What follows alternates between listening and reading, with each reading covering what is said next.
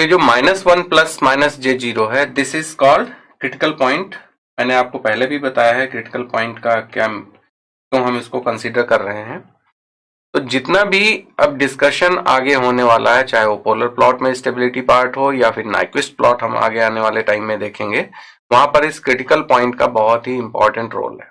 ठीक है, अब आप देखिए क्रिटिकल पॉइंट क्या है, -1 प्लस -j0।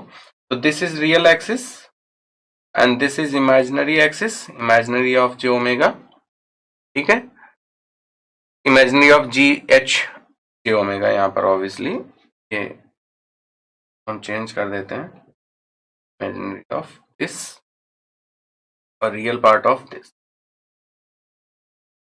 -1 प्लस j0 को आपको यहां पर लोकेट करना होगा। तो ये जो निगेटिव रियल एक्सिस है, दिस वन, यहां पर कहीं -1 लाई करेगा। इसके पहले भी हो सकता है, इसके बाद भी हो सकता है, यहां पर भी हो सकता है। ये तो एक रैंडम प्लॉट हमने आपको शो किया है।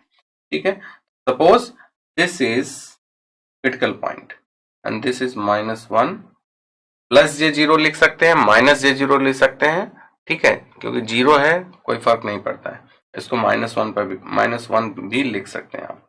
तो दिस इज क्रिटिकल पॉइंट। अब -1 यूनिटी है।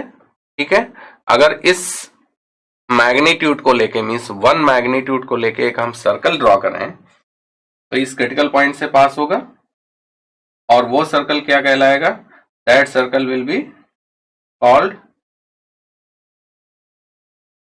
यूनिटी सर्कल या यूनिट रेडियस सर्कल।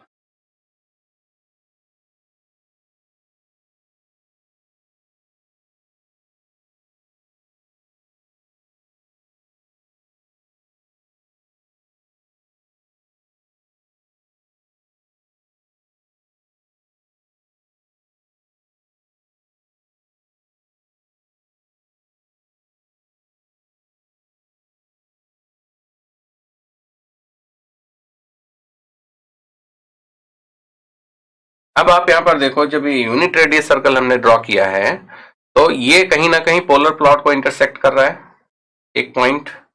ये अभी मैं पॉइंट्स आपको बता रहा हूं कि आपको कौन कौन से पॉइंट्स आगे ध्यान रखना है, याद कर रखना है और फोकस करना है। ठीक है, ये यूनिट रेडियस सर्कल या यूनिटी सर्कल जो है, ये कहीं ना कहीं पोलर प्लॉट को इंटरसेक्ट कर रहा है। ठीक है, तो जहां पर इंटरसेक्ट कर रहा है वो पॉइंट ऑफ इंटरसेक्शन हमें ध्यान रखना है।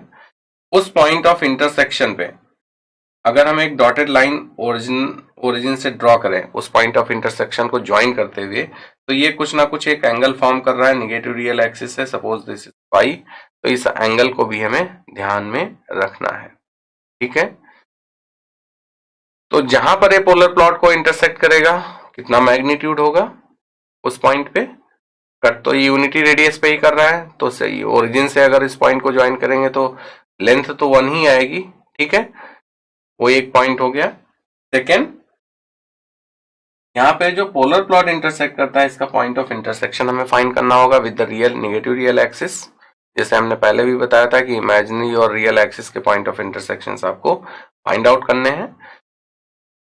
तो ये मैग्नीट्यूड हमें फाइंड करना है जो हमने डबल एरो लाइन शो किया है। ठीक, जितने भी मैग्नीट्यूड और एंगल हम सॉल्व करने जा रहे हैं, ये सब कुछ इसके गेन मार्जिन और फेज मार्जिन या गेन क्रॉस और फ्रीक्वेंसी, फेज क्रॉस और फ्रीक्वेंसी पे डिपेंड करेगा। ठीक है, तो स्टेबिलिटी फाइंड करने के लिए हमें सब कुछ ये सब इतना करना पड़ेगा। तो आपको समझ में आ गया अभी कि हमें स्टेबिलिटी फाइंड करना है तो कौन कौन से स्टेप्स को ध्यान में रखना है। सबसे पहले क्रिटिकल पॉइंट को ध्यान में रखना है। क्रिटिकल पॉइंट से एक यूनिट रेडियस सर्कल हम ड्रॉ करेंगे। ठीक है, वो यूनिट रेडियस सर्कल कहीं ना कहीं पोलर प्लॉट को इंटरसेक्ट करेगा। उस पोलर प्लॉट को जहां पर इंटरसेक्ट कर रहा है वो फ्रीक्वेंसी क्या होगी, वो मैग्नीट्यूड क्या होगा, कितने एंगल पे इंटरसेक्ट कर रहा है। Polar plot negative real axis को या इमेजिनरी एक्सिस को कितने एंगल पे या मैग्नीट्यूड पे इंटरसेक्ट कर रहा है, ये सब कुछ हमें मेजर करना है। देन आफ्टर ही हम इसका स्टेबिलिटी पे कुछ कमेंट कर सकते हैं। एक पॉइंट आपको बता दूं कि स्टेबिलिटी के लिए जो क्राइटेरिया था बोडे प्लॉट में, वही क्राइटेरिया यहां पर रहेगा।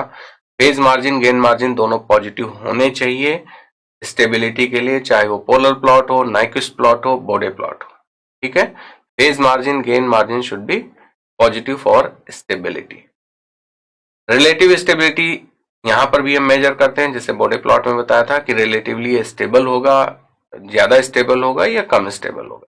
अगर सिस्टम सपोज स्टेबल है और उसको हम कंपेयर कर रहे हैं किसी फ्रीक्वेंसी के रिस्पेक्ट में, तो नेक्स्ट फ्रीक्वेंसी जिस पे हम अभी कैलकुलेट कर रहे हैं वो ओल्ड फ्रीक्वेंसी के रिस्पेक्ट में रिलेटिवली मोर स्टेबल है या फिर लेस स्टेबल है। ऐसे भी क्वेश्चंस आपको मिल सकते हैं सेमेस्टर एग्जामिनेशन में भी और कॉम्पिटेटिव एग्जामिनेशन में, तो ये आपको ध्यान रखना है, ठीक है। अब हमें हमारा जो नेक्स्ट टारगेट है वो टारगेट है कि कैसे हम फाइंड करें फेज मार्जिन, गेन मार्जिन या gain cross over frequency, phase cross over frequency, वो हम देखेंगे नेक्स्ट लेक्चर में। तो बच्चों यहाँ पर हमने थर्ड लर्निंग आउटकम के बारे में डिस्कस किया। आई होप कि आपको स्टेबिलिटी क्राइटेरिया समझ में आ गया होगा कि कैसे हम यहाँ पर स्टेबिलिटी मेजर करेंगे किसी भी कंट्रोल सिस्टम, ठीक है। तो आइए अब हम आपका नॉलेज चेक करते हैं।